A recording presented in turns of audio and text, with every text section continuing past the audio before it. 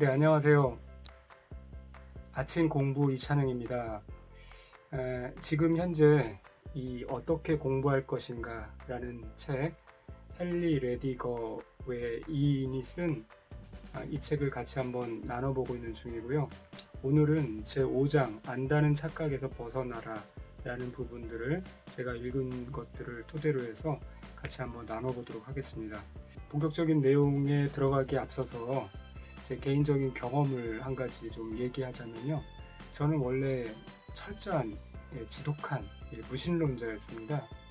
그런데 제가 어떻게 교회를 다니게 됐을까?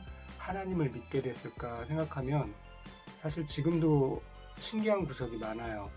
물론 뭐 구체적으로 얘기하자면 제가 대학교 다닐 때 대학교 1학년 2학년 겨울방학 때 교회 수련회에 가서 발칵 무너진 그런 스토리가 있긴 하지만 그때 그 짧은 충격으로 제가 하나님을 믿고 교회를 다니게 됐다는 것을 이해하기에는 다소 좀 무리가 있다라고 보고요. 그래서 제가 도대체 어떤 이유가 더 근원적인 이유가 있을까, 그런 계기가 무엇일까라고 좀 더 거슬러서 좀 올라가서 생각해 보게 되었습니다.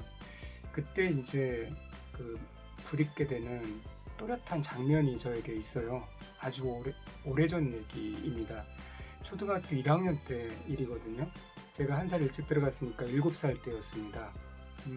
그날 아마도 제 몸이 좀 아팠었던 것 같이 기억이 나고요. 그리고 그래서 좀 일찍 조퇴를 했습니다. 그래서 그 시골에 있는 조그만 초등학교에 다녔었는데 그 초등학교에서 이제 집으로 돌아오는 길에 집에 도착하기 전에 산 모퉁이를 돌아서 실개천 다리를 건너고 그리고 다시 이제 그 조그만 산등성이를 넘으면 바로 우리 집이 있었습니다. 그런데 그 산등성이 고갯마루로 가는 길 마지막 부분이 약간 이렇게 굽어져 있었어요. 그 정상 부분이. 그래서 이제 제가 그 고개로 올라가는 타이밍에는 그 고개의 정상을 바로 볼 수가 없었죠. 그래서 몸도 좀 아팠기 때문에 그 고개를 향해서 터벅터벅 걸어가고 있는데요. 그 고갯마루에서 분명 병환 중이었던 어머니가 하얀색 그 저고리를 입고 내려오고 계신 거예요. 제 기억으로 분명 이제 병상에 계셨을 텐데 분명 어머니가 그렇게 하얀색 저고리를 입고 내려오고 있는 모습이 보였습니다. 그리고 오른손에는 까만 표지와 배에 해당되는 이 부분이 빨간색으로 칠해진 옛날 성경책 있잖아요. 그게 이렇게 들려져 있는 거예요. 그러니까 성경책을 그렇게 들고 고갯마루를 내려오시는 어머니를 보게 됐습니다. 너무 반가워서 엄마 하고 부르면서 뛰어가서 엄마 품에 안겼어요. 그때 그 느낌, 따뜻하고 아주 포근한 그 느낌을 지금도 어렴풋이 기억하고 있죠. 자, 기억은 이제 딱 거기까지입니다.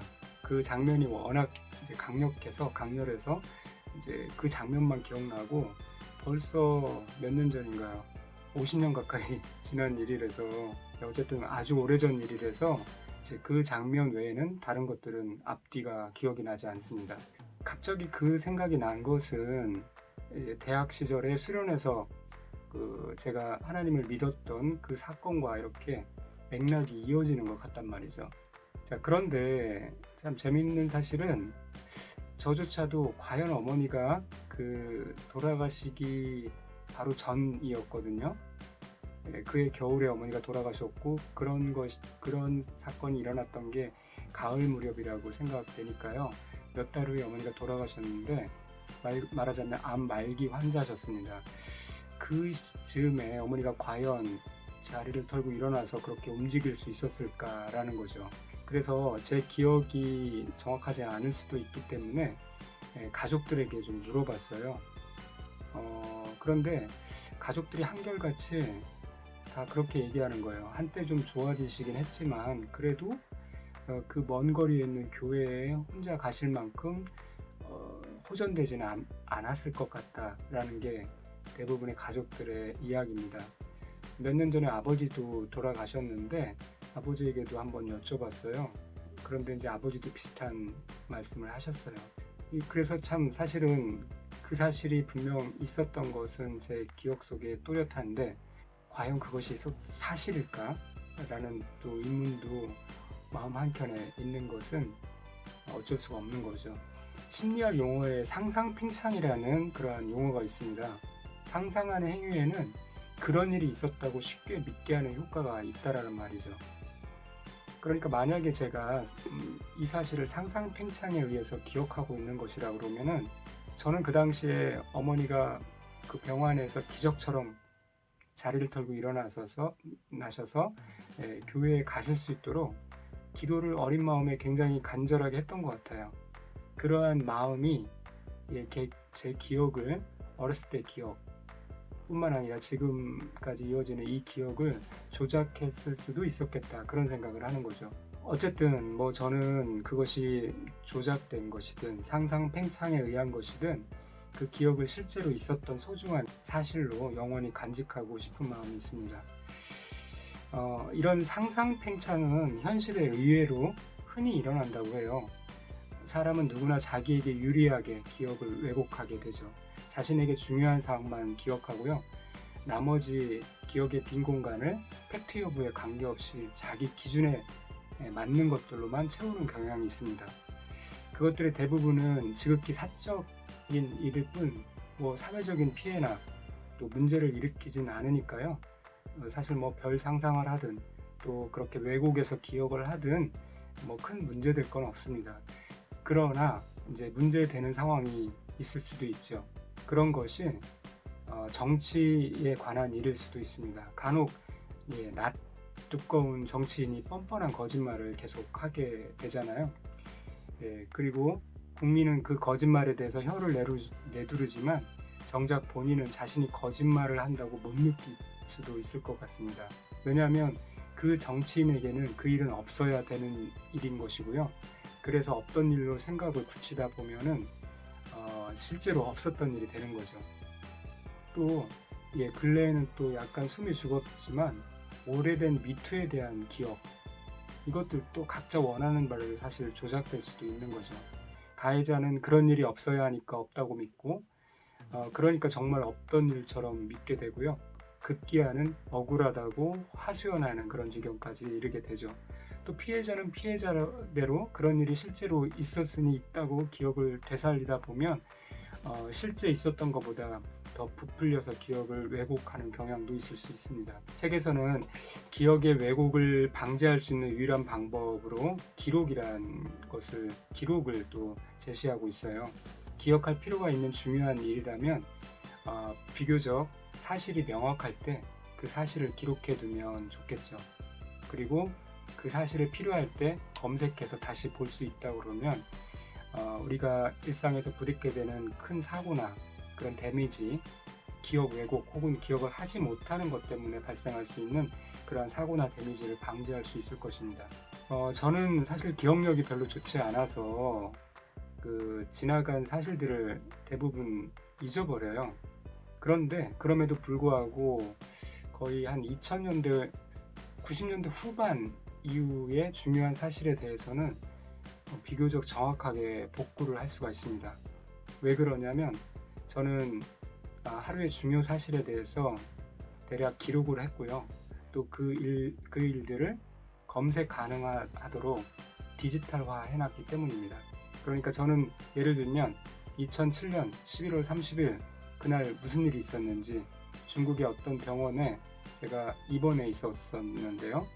그때 입원 7일차 되던 날 어느 박모 사장님께서 면회를 오셨고 그분이 또 제게 용기를 주려고 어떤 말을 했는지 그런 것들을 기억은 할 수 없지만 언제든지 복구를 해낼 수가 있습니다. 왜냐하면 기록이 되어 있고 그것이 그 사장님 이름만 입력을 하면은 정확하게 순식간에 검색을 해낼 수 있도록 장치를 해놨기 때문에 그렇습니다. 물론 그 당시에는 아날로그로 노트에 기록을 해놨죠. 그러나 그것들이 검색이 가능하도록 디지털화 되어 있기 때문에 그런 일들이 가능합니다. 자, 그래서 기록을 이렇게 잘 해놓는 것은 자기 역사를 보존하고 또 자기의 삶에 축적되었던 노하우와 지식들을 이렇게 잘 집적해놓는 굉장히 중요한 수단이고요. 또 그것을 바탕으로 기반으로 해서 더 나은 것들을 만들어 갈 수가 있는 것이죠.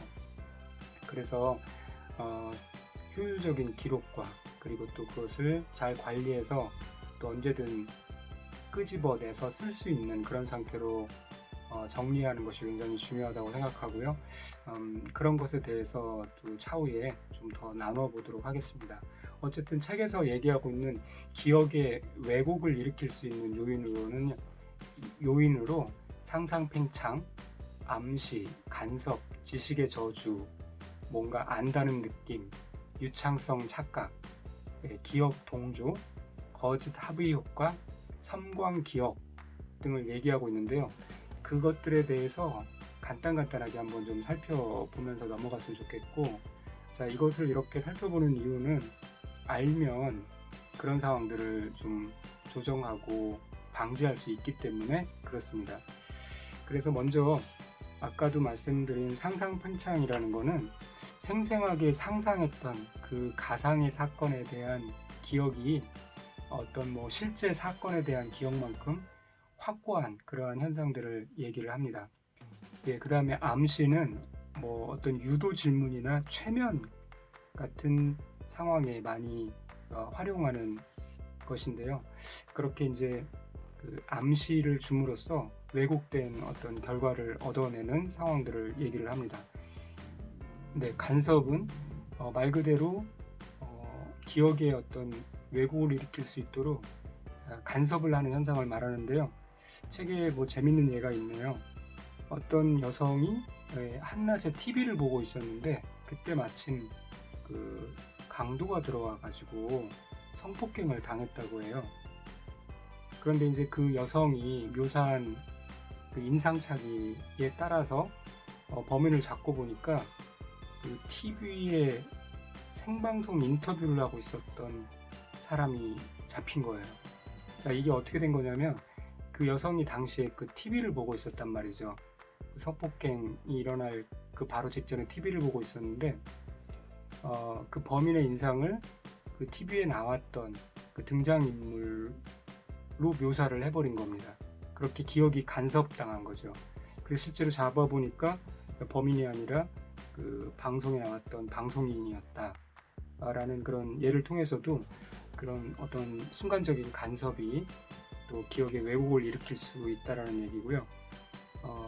그 다음에 지식의 저주였죠. 지식의 저주는 자신이 이미 능숙하게 익힌 지식이나 기술을 다른 사람이 처음으로 배우거나 과제를 수행할 때 더 짧은 시간이 걸리리라고 생각하는 경향을 말해요. 이거는 이제 다른 경우에도 많이 나오는데 그 전문가의 함정이라고도 얘기를 하죠. 나는 잘 알고 있는데, 나는 전문가여서 그 부분에 대해서 잘 알아서 잘 알고 있는데 상대방은 사실은 초보자인 거예요. 그럴 때 그 상대방의 입장을 헤아리지 못하고 너무 어렵게 말하거나 어렵게 글 쓰거나 어렵게 강의하는 그런 것들은 이제 전문가의 함정이라고 얘기를 하는 거죠. 그렇게 뭔가 사실을 왜곡해서 전달하고 받아들일 수 있다라는 얘기고요. 안다는 느낌, 그 다음에 유창성 착각. 이 유창성 착각은 한번 생각해 볼 만한 건데요. 우리가 보통 교재를 반복해서 읽는 방식으로 공부하는 학생들은 교재를 여러 번 읽어서 익숙한 것을 그 과목에 대해 이용 가능한 지식을 얻는 것으로 착각할 수가 있는데 그렇지 않을 수 있다는 거예요. 그냥 교재를 반복해서 읽음으로써 익숙해질 뿐 그것이 실제로 무엇을 아는지 무엇을 모르는지 모르는 상태로 지나가 버리는 그런 문제가 있을 수 있다는 거죠.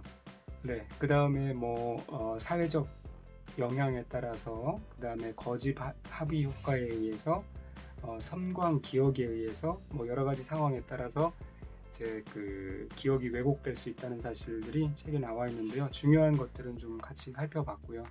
어쨌든 이번 챕터는 안다는 착각에서 벗어나라라는 그런 주제로 생각해봤고요. 주로 이제 상상팽창에 대해서 같이 이야기를 나눠봤습니다. 그 안다는 착각에서 벗어나려면 결국 우리가 어떤 때에 기억의 왜곡을 일으키는지에 대해서 이해하는 것이 필요할 것 같고요. 그리고 결국 이 단원에서 이제 얘기하고자 하는 것은 안다는 착각에서 벗어나기 위해서 먼저 우리가 기억의 왜곡을 일으킬 수 있는 그런 요인들에 대해서 이해를 하는 것이 필요하다는 얘기고요. 결국 올바른 학습인지 잘 배우고 있는지 점검하는 습관들이 중요한데 테스트를 해보는 것, 시험을 보는 것, 그런 것도 좋은 방법일 수 있다는 얘기고요. 그리고 교재의 내용을 얼마나 능숙하게 설명할 수 있느냐라는 것이 이해도를 판단하는 아주 중요한 훌륭한 단서다라는 거죠. 그래서 이 어떤 배운 내용을 잘 설명할 수 있으려면요, 교재의 핵심 내용을 인출하고 그것을 자신만의 언어로 표현하는 그러한 능력이 중요하다고 할 수 있습니다. 그리고 또 가리키는 자 입장에서는 그 피드백을 적절하게 주는 습관들이 굉장히 중요하고요. 또 배우는 입장에서도 그 피드백을 좀 요청하는 그런 습관들이 중요하다고 할 수 있을 것입니다. 자, 오늘은 어떻게 공부할 것인가, 제 5장 안다는 착각에서 벗어나라라는 부분을 같이 한번 나눠봤습니다. 감사합니다. 오늘도 좋은 하루 되시기 바랍니다. 아침 공부 이찬영이었습니다.